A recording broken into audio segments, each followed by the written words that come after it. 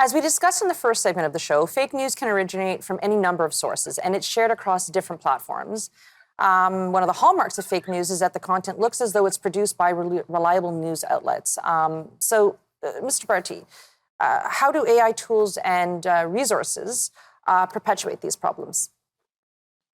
So, as you mentioned, Michelle, a lot of the content is indistinguishable from what might look like an actual credible video or a news article. So, large language models, which have billions of parameters and trillions of parameters, which is data points, and they're collecting this information off of the internet by data scraping and unsupervised learning, as they call it.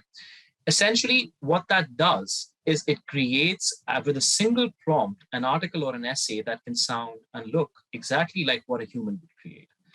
Along with that, there's deepfakes, where somebody's face can be morphed onto a video and they can actually be presented as talking and saying things that they didn't actually say. The example would be the Nancy Pelosi.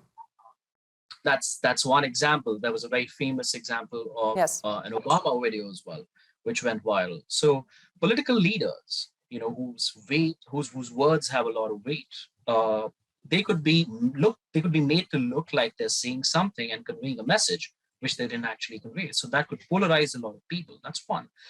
And there's also research to suggest that fake news travels up to 6 times faster than the truth. And for example, in a chain, it would a news which comprises of the truth would go up to 10 chains, basically shared 10 times. But a piece of news which is fake would be amplified to the tune of about 19 times. That's almost double the propagation. That's because of bots that are used in social media platforms, which run on algorithms. Explain to our viewers what bots are. Right. So bots are users which are fake. They're automated. They're used to propagate content by cut, copying, and pasting, and just retweeting, for instance. And what they're saying is amplifying the message, and it shows up often as trends on Twitter, for instance, or on Facebook. Yes, but bots also can be used for useful tools. And to be an example of such is like when someone goes to a website that they want to purchase something, and you have a little icon that pops up and says, "What I may help you with." That 90% of the time, I would say even more, is a bot. So there's good and bad uses for bots, but the one that you're talking about is obviously used for nefarious reasons. So given all this and the technology that's out there, that's very clear. What can be done to tackle these issues with AI and misinformation and disinformation? Because clearly, it's like you said, the rate is exponential compared to the rate of movement for real news. Absolutely. So it's important to realize that AI is at the root of the problem and also the solution.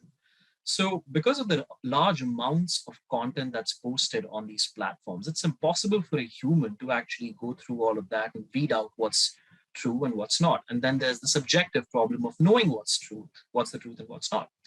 But AI propagates this content, and at the same time, the moderation and the correction of this content or removal would also be dependent on AI. So AI tools are used by social media platforms to weed out and identify and weed out content, which is misinformation or disinformation in its nature.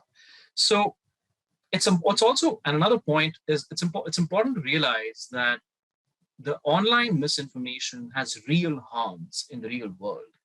So a lot of the stuff that we read online, we might think it's harmless, just somebody wrote it, but eventually if it propagates far enough and enough people believe it, that can lead to real world violence, real world harms, and there's ample examples of that. What we can do is build trust in AI to make sure that humans are overseeing what AI is doing, to make sure that our algorithms in social media platforms, for instance, are written in a responsible way, which makes sure and which accounts for the fact that there can be human biases in the algorithm and in the people reading the content which the algorithm recommends. Yeah, exactly. I mean, I think we know as being privacy specialists that there's numerous articles out there talking about the inherent biases that algorithms have.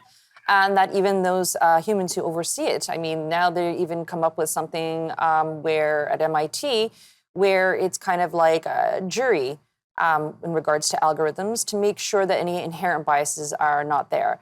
But yeah, so like, as you said, AI is part of the problem, if not the major component, but also can be the major solution.